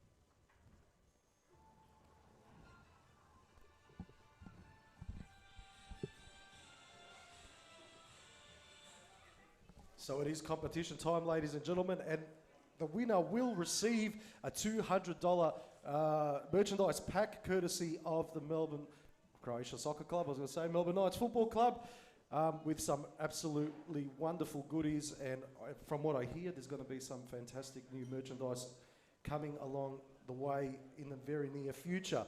But let's introduce our competition participants, shall we? Who we got here? We have one seated here, former women's coach Tony Kolchek. Look at that! What a specimen! I think if you called all your cousins, you would have packed this joint out about 3 times over. We've also got Mr. Andrew Golub, and is that a young, also known, aka the Pigeon, and is that a young Dante Karlusik here as well with us? Oh, can we do one of that one? Okay. All right, Spolge, if you can reach. So we've got 2 microphones here, so I'm going to go walk away so they can sit down and answer these. See if you can answer these very important questions to receive the $200 merchandise box courtesy of the Melbourne Knights Football Club and Night Train Radio and Football Nation. Thank you very much. Every Monday night on it, 8 o'clock every evening except tonight, which was 7:30, but this was a very special episode, but we won't go into that. So we've got Dante Karlusik, Tony Kolchek, and Andrew Gold. Let's give a big round of applause. So, we're all going to need a buzzer. You're going to need a buzzer, okay? So your buzzer is Croatia. Let's try it out. Your buzzer is Knights. Your buzzer is Volim-Ženski Nogomet.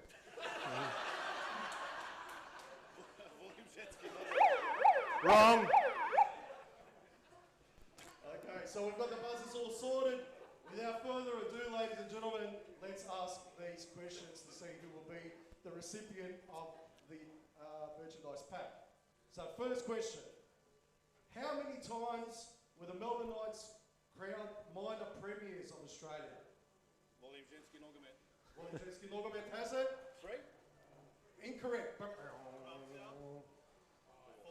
4 times? 4. Andrew Golub has taken the lead.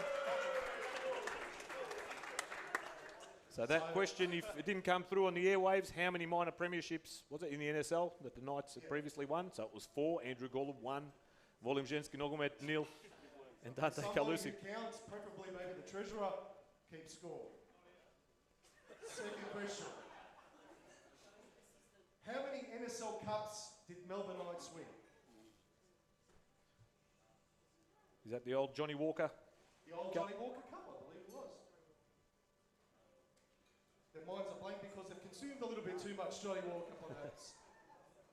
Anyone want to hazard a guess? I'll go 1. You are correct. Tony Kolchek, 1. We only ever won the one.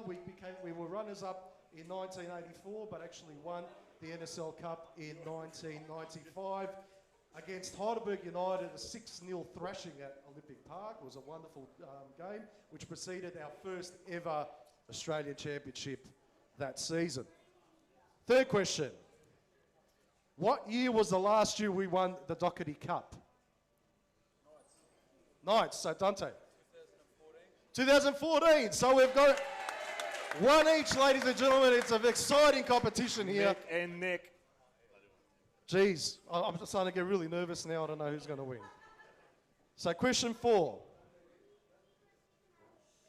What year was the last year Melbourne Croatia / Melbourne Knights were crowned Victorian champions?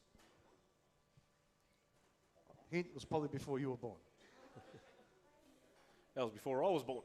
No. It was an era, a very special era of Tommy Cumming, Ante Beloved, some very special players at that time. Zins- 1979. Absolutely correct, 79 1979. Tony Volim Kolchak. Ženski Nogomet with the lead so far, 2-1-1. All right, now we're getting serious with question 5. How many beers, this is actually a multiple choice question. How many beers did Silla down before his debut for the seniors in 1990? Was it A, less than 6, B, more than 6, or C, enough for him not to give a flying victory about the opposition the following day and absolutely take the mickey? C is correct, so we've got 2-2-1 so far. Next question, this one's a tough one. How old was Bogdan Bonk when he made his debut for Melbourne Knights FC? Was he 48. 48? Well, it's a multiple choice question. How old was he? What? How old did he look or how old was he? How old was he? I'm going to give you some hints. It's a multiple choice question. So, A, was he 17? B, was he 62? Or C, we're pretty sure he listened live to the first World Cup in 1930 on the local village wireless in Poland. A, 17? I don't think that's... He was never I 17, don't that think he was bloke. 17. I actually have no idea how old he was, but he definitely wasn't 17. B, I was happy to take B or C, so either 62 or listen to the first World Cup on the wireless in. So what's the score now? I think it's 4-2-1, 3-2-1. 3 or 4. 3 This is or the 4? last question. This is the last question, so here we go. The decider. This is a tough one as well. What brand of beer, and I'm looking at Johnny Sigurd, what brand of beer was thrown at Kombutsianis' head in the South Melbourne Derby? Was it A, West End, sponsor of the NSL? C, Tui's, that rubbish they made us drink back in the 90s at Knight Stadium? Or C, VB? CVB, Dante is our winner of the competition. But our contestants don't go away empty-handed, do they? They receive a very special gift, courtesy of the Night Train and Pero Grganovic. Now we've got large and extra large. And what have we got for Tony? I'm usually a medium, but double XL. XL. Suck the gut in. Pidge. He's been working out, mate. And we're Dante gonna- gets a very special, well, we could probably give him a Night Train t-shirt as well. Who's that? Yeah. There you go, mate. We're at the training, if you're allowed. And we've got one more to chuck into the crowd. Who's in? Oh, I reckon you've got to give one of the kids. Who's going to be? Just watch you don't neck yourselves in the chairs or Vujicic will be up for it.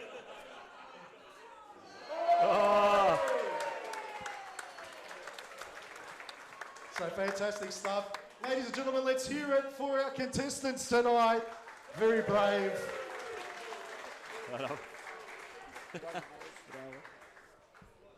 And one of our biggest fans, Ollie Torkic, has caught the T-shirt in our crowd. So Mum's here. I'm not sure Dad might be home, but he took absolute specky.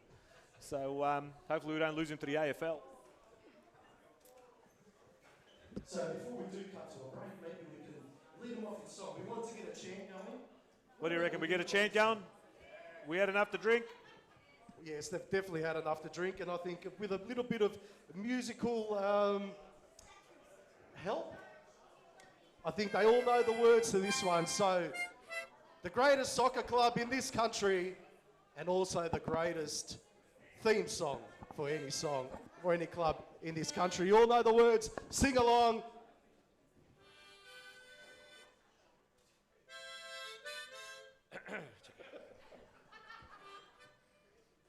So nervous. Find that key.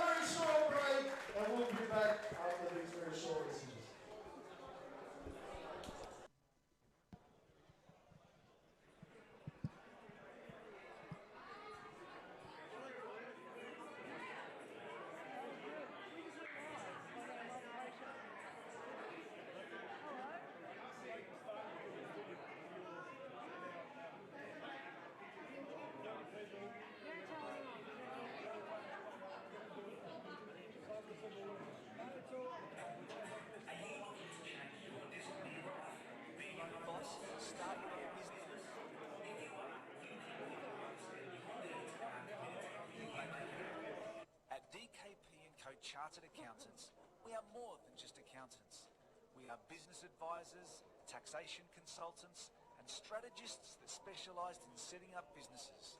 We understand the client and give them the very best customised advice and strategies to achieve their goals.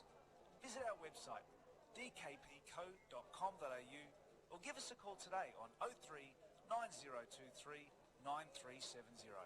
Fast, proactive, personal. That's DKP & Co Chartered Accountants. Welcome to Northern Motor Group. We are one of Melbourne's largest multi-award-winning dealerships with a cast of expert, passionate staff. Home to Jeep, Chrysler, Fiat and professional Kia, Nissan, Isuzu and MG. Looking for a new, used or demo vehicle or servicing and finance? We're committed to providing star quality service and satisfaction. We'll give you the celebrity style. Now, Northern Motor Group, 429 Grimshaw Street, Bundoora. Driving Melbourne's North. Whether you're a land developer, in local government or a service authority, Lenco Group will help you get your job done on time and in a cost-effective manner. Lenco Group provides superior civil engineering and advisory services by creating, communicating and delivering sustainable, efficient solutions. For all your infrastructure requirements associated with residential, commercial or industrial development projects, visit our website lencogroup.com.au or give us a call today on 1300 152 626.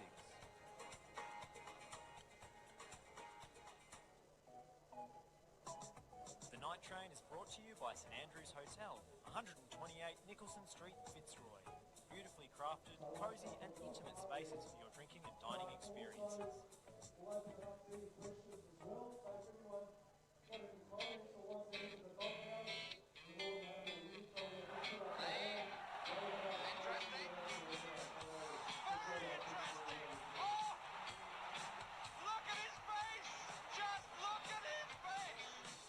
You're listening to FNR, Football Nation Radio.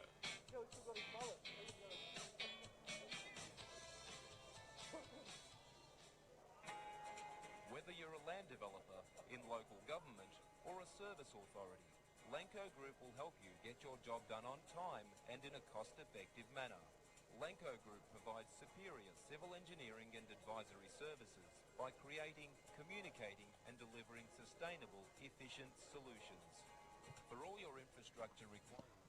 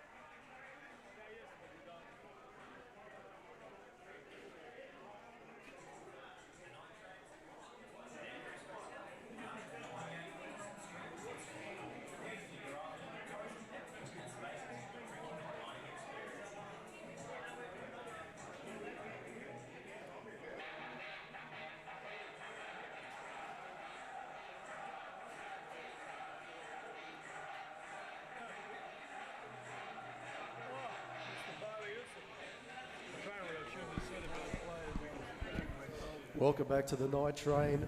We're out on the final finish, heading out and thundering down that lane.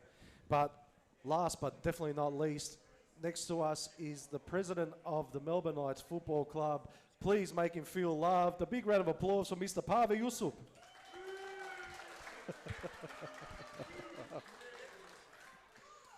And those boos were actually coming from the president of the Croatian Soccer Association, George Dragovic. So anyone that was saying that he favoured the Melbourne Knights, take heed, he was booing. But anyway, Pavel, welcome to the night train, and hope you've enjoyed yourself so far this evening.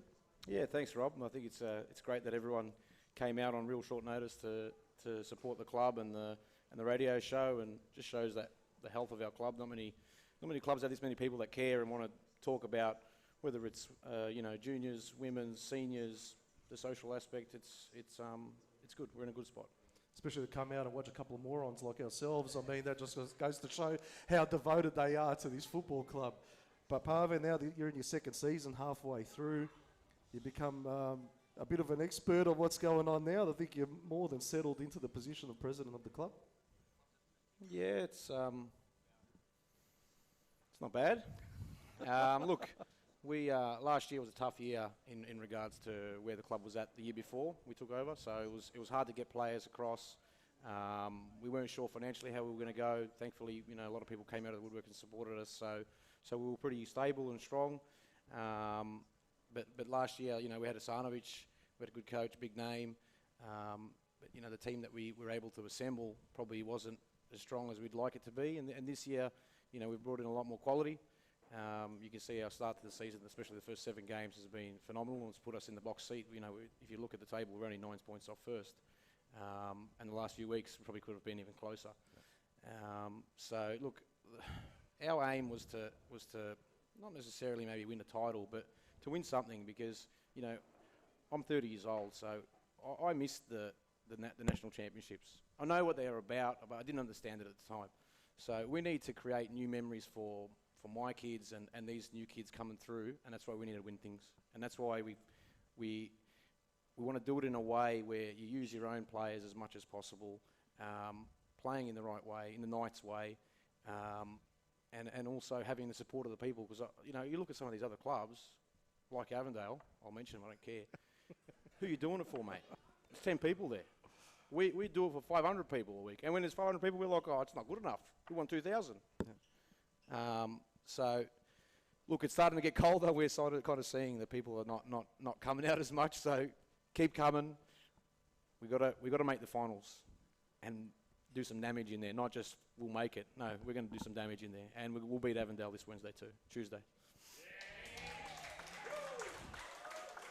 Well, you're absolutely right, Pavel. I mean, it's really been the better side of 2 decades since the club has really achieved anything of merit. I mean, we did win the Doherty Cup in 2014, but other than that, I think last time we made the NSL finals was in 96, 97. No. No? 2001. Okay, we made the finals then. Okay, I just remember that one when we beat Perth Glory 3-1 after that Anthony Carboni goal, and I can't remember who their coach was at the time, but he said that Summer Street was like a dark, cold hole in hell or something like that, but which was a fantastic way to describe us, and then I took it as a compliment anyway. I think we all did. Yeah. Oh, geez, I had something gone completely. Oh, here, someone's actually sent something through saying even Avondale fans don't have fans. But there is that bit of a rivalry. Everything seems to have been sorted now, but again, they're the benchmark on the field, I suppose. Off the field, not so much. I should have asked Mickey probably earlier, what are we going to do different on Tuesday in the FFA Cup to try and knock them off and put them out of the cup? So they've lost one game in the league, then let's put them out of the cup within a week. That'll be absolutely fantastic. Yeah, it'd be even better if Dandy beats them this Friday too. Saturday, I think. Look, I think motivation-wise, the boys don't need any motivation, and that's not really coming from the club either, whether it's the juniors or the seniors. When we played them last time, we were hard done by the refereeing, and their probably demeanour on the park rubbed our boys the wrong way. So I think they're going to do as much as possible to win that game. And now looking at it halfway through the season, how are your feelings about progress so far, both on and off the park? as I said, off the park, we're pretty stable. We're lucky to have the support of Melbourne Croatia and IND and other people in behind the scenes that, you know, whenever we need something, we can give them a call and we can sort something out and get things done. On the park, look, like I said, we started really well. We've probably slipped the last few weeks, and that needs to turn around pretty quick. But I'm, you know, with the team that we've got, I've got no qualms that will happen. But overall, I think the club's pretty stable, and I think people are happy with what's going on. No worries. So we did ask Mickey about any inclusions, exclusions, movements, etc. Anything you want to shed light on that maybe, Mickey? Yeah, there's a guy from Austria that just came. There's a bloke from Austria that's here. Where is he? Where is he? There he is. Come on down. Hey, wait. Before you do, no. So I can't bring him down because his dad is from Gorica. There's funny people over there. So he called me and he goes, look, my son's coming back from Austria. You need to come to my house for a coffee on my turf farm. Otherwise, he's not signing. So I've got to go there tomorrow. Back a smash. So I can't bring him up. I once went to Bacchus Marsh. We filmed the Warrior movie there. We were reenacting the 1996 Melbourne Knights Marconi Grand Final, standing on a whole lot of broccoli pellets, I remember, and Stipe Dragovic fell through the roof and nearly died. That was absolute gold. But can we call him down, or do we have to wait for this coffee? No, you call him down. Now, big player announcement. We didn't expect it. We haven't signed him yet. Haven't signed him? No. Let's just welcome. Too late now, anyway. So you're coming to play for the club whether you like it or not. Let's just welcome back one of our favourite sons who has made his way all the way back from Austria. He's now back in Melbourne. Caleb Mikulic, welcome home, mate. Now, people don't believe that you're actually here, so you just come past, stick your head in front of the camera and give us a... But that's a pretty solid signing if it all does eventuate after this coffee tomorrow at the turf farm. But Caleb Mikulic just back from Austria. I reckon he's going to tie me up.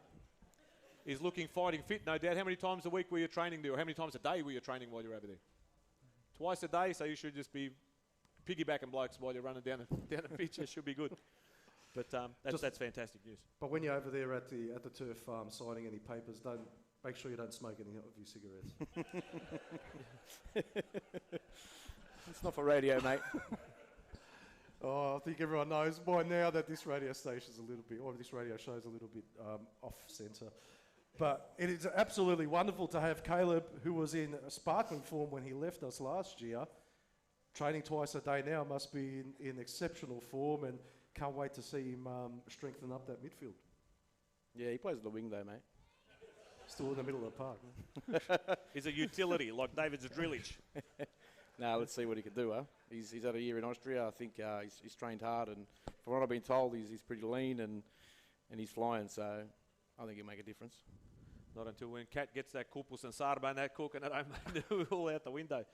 But other than that, we had a question from the audience. What are your what's your opinion on climate change and negative gearing? Do you really want me to answer that? No. But anything planned for this Friday night? Beer garden, etc. before the game? Yeah, we've got par 4 playing this Friday night, before and after the game. Obviously, Oakley's coming down. They don't usually bring many, but they bring a few. Game at 7:45 as per usual, which will stay like that for the rest of the year, even though Tony Voic wants to bring the reserves back on Friday nights. That's not going to happen, mate. But fantastic news for Tony Kulchek, because he's never seen a par 4, apparently.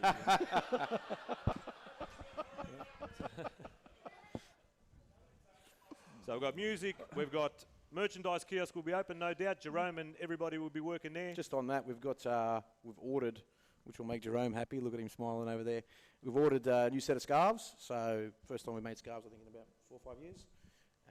And we have produced a sample of a jacket similar to the black Croatia T-shirts that we've made, but it's like a green bomber jacket, orange inside. It's going to look good. All over it, mate. All over it. You need a model, to put some posters in that. No. We got an XL made, so maybe. Does this look like an XL rig to you, mate? It is. And any other auxiliary news? Anything else we need to know about before we wrap up for the evening? No, look, keep supporting the club. We're working hard, obviously, to put together the best team possible to give the league a shake and the cup, obviously. And also, we're working with Ange and Monica and the rest of the Melbourne Croatia committee in really pushing hard for trying to secure this land for the club, because it'll be, it'll allow us to put ourselves in that position to be in the second division, and that, pulls yourself. It allows you to have your juniors playing, a different time of year, so families can come in summer. You're not competing against your own kind of sister/feeder clubs like, Dinamore, North Geelong, Dandy, Strathmore, etc. So, it's hard as the Knights, because we always were propped up or helped by these smaller clubs, and we had our own base was probably maybe twice the size of the rest of them combined, but now it's not really enough. So, and then they look to us as the flagship. They look to us to have those results, to be the best. And the only way we can do that long term and for a longer period is in the second division, with a better facility, with a long-term financial plan, and that's why people want to come. They want to see us win. Simple. People invest their energy and time into the club. I'm talking just as a general punter, because all of us that have ever been in the committee, we're fans first. I'm not here because I'm getting something out of it, or anyone else before me either. We want to win. You invest emotionally, and you get the emotional return from hanging around with your mates and making memories. So that's what it's about. And any news on the book? Yeah, I was just about to say. So I've pretty much stopped hunting down photos. I could probably get more, but I just don't have time. So that part's done, and the kind of graphic design part is about to be started. So with the photos, what we did was get, especially the photos from the 50s and 60s, because these guys are dying. There's one guy, Ivan Marmic, who's still alive in Morwell. He was here in 53, he's still alive. He's 96 years old or something like that. I still haven't seen him. He's the last one. But with the photos... Don't wait too long, mate. No, he reckons he's all right. So what we've done is, with all the photos, we're not going to put them in the book unless they have names to people, because I think they're less valuable without the, here's a photo of 53, it has to have everyone's name, so people can look in 20 years' time for their family. You can send it overseas so they can see it. So if anyone doesn't know, we're doing a history of the club in a pictorial manner, so it's just going to be pictures, a little bit of text, and then just the story of the club through pictures over time. So it'll be, it won't just be just the team at Olympic Park, it'll be Zabave, people working on the gate, those red lab coats in the car park marshals, everything. We want to show everything, what this club was, is, can be in the future, and like a time capsule. So, That's fantastic, because Joe Loverick was worried there were going to be words in the book.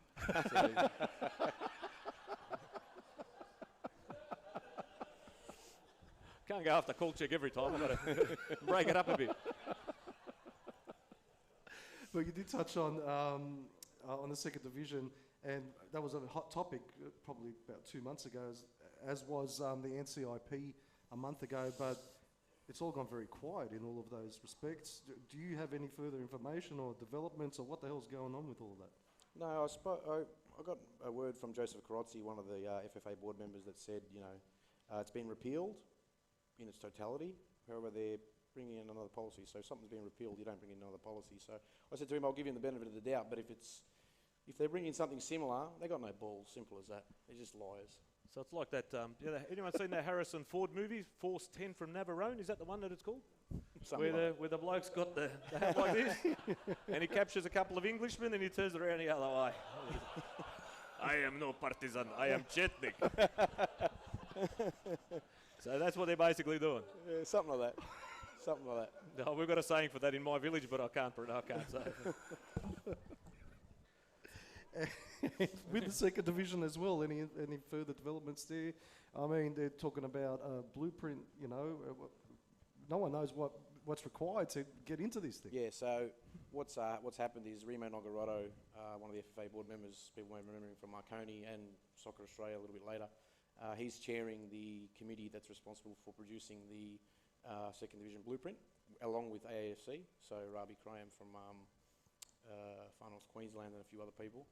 So I've seen bits and pieces of it, and I know my good friend John Sigurd had a go at Johnny Didlitzer for some of the comments that he made in the media in regards to how much it's going to cost to be in a second division, because $5 million, we weren't paying that in the NSL. I don't think any club was, so it was a bit ridiculous. And in the meantime, it's actually come out from John's own mouth that wages that we're going to be talking about, $20,000 to $40,000 players for fully professional. So well within our budget. If all these other things, we can kind of grow our I suppose, base. And that competition is perfect for us, really. You know, we're not for the A-League. We could probably go there if we had enough money, but it's not for us. And where we are now, we can outgrow the NPL, but we just haven't got the opportunity to because of the way that it's set up, unfortunately. And no talk of how much licensing fees and all of that will cost? I don't think it's going to be exorbitant. I heard something about 150,000, but within that would be your travel fees. So it's really just kind of putting it into a fund so they can chase sponsors and then give it back to you, essentially. That's nothing. What are we waiting for? Pretty much. Well, it hasn't started yet. There's a hat over there. Start throwing some coins in. We'll share. Although we're going to get 2 balls after tonight. Hellas, you're only going to get 1 ball, and the rest is going to our second division bid.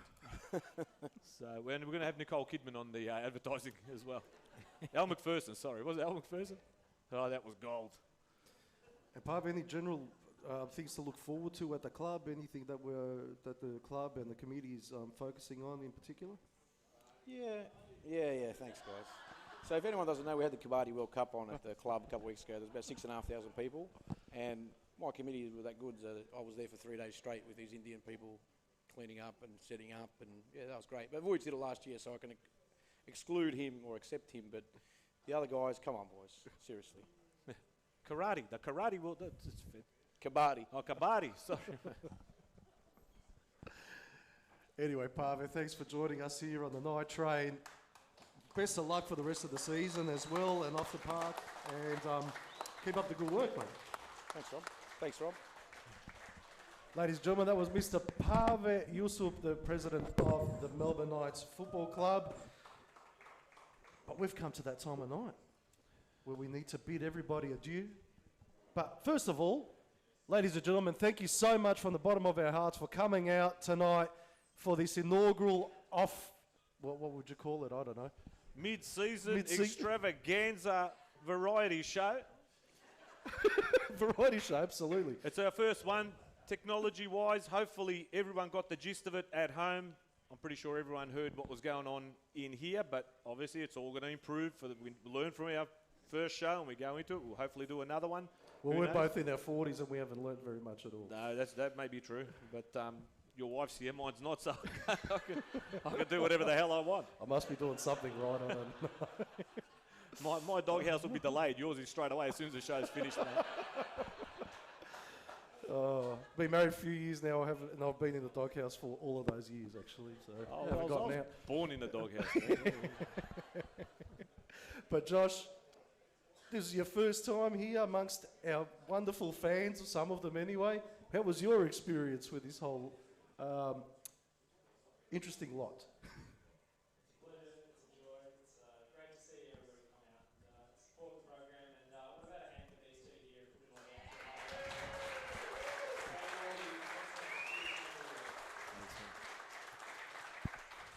And Mickey also has asked for you to get off Tinder and Bumble or whatever it is you might be scrolling through.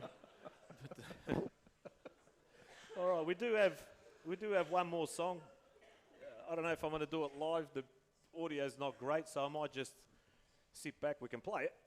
We can play it, of course, but maybe I'll just sit back. I've had a couple. I might just do the old, everyone stand back and do the old lighters, and we'll clap and sing and stuff. Unless you want me to stand up there, strum the guitar and act like a... Yeah, you got to do the performance as well. But as you're doing that, I reckon we can get the crowd to do one more Croatia chant. What do you reckon? Why not? For old time's sake. For good old time's sake. So all together now, Croatia! Croatia! Croatia! Croatia! Croatia! Once again, ladies and gentlemen, thanks so much for joining us here. We'll be back on Football Nation Radio next week at 8 p.m. at the usual time with some special guests, I'm very, very sure. But in the meantime, with his second song of the evening, actually his third, because the second one, it was actually live. So yeah, that one was live, so that was actually good stuff. But to take us out, as per usual, with a wonderful number, ladies and gentlemen, please put your hands together for Mr. Ante Smolic.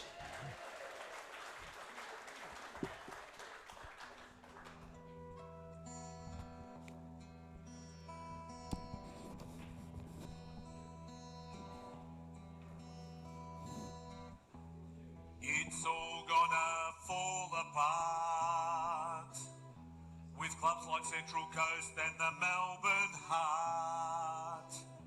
Smoke and mirrors from the start.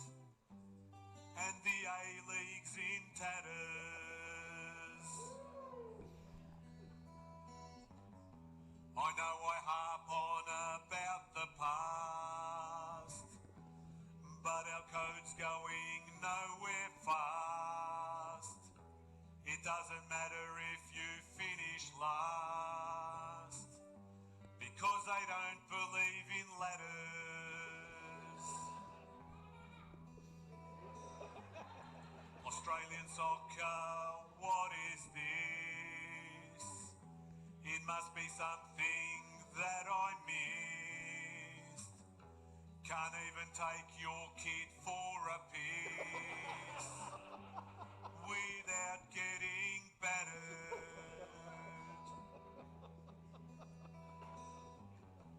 And I remember the Australian dream.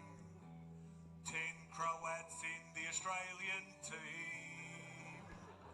We even built the Snowy River scheme. But not that it matters. Now they're struggling at the gate. David Gallop wants to be my mate, but it's too late.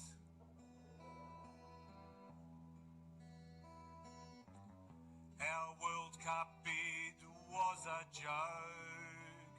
$45 million went up in smoke. Frank Lowy, what a bloke. But he got Sepp bladdered.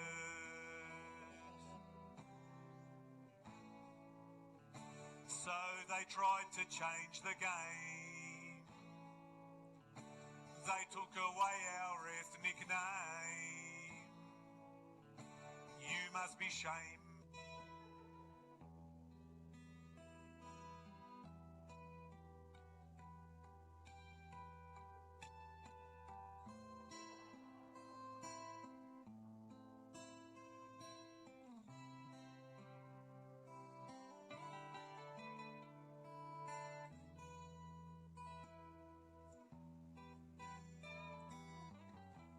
I would rather watch David Seal than get free tickets with every Happy Meal.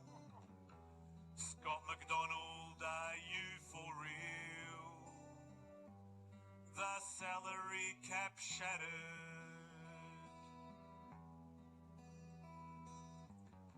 So you must always teach your kids to take pride in their heritage, not like Drago Dejankovic, whose identity was scattered. When all is said and done, we hope you've had some fun. But tonight we honour one. David Sowinski was a gun. We miss you, son.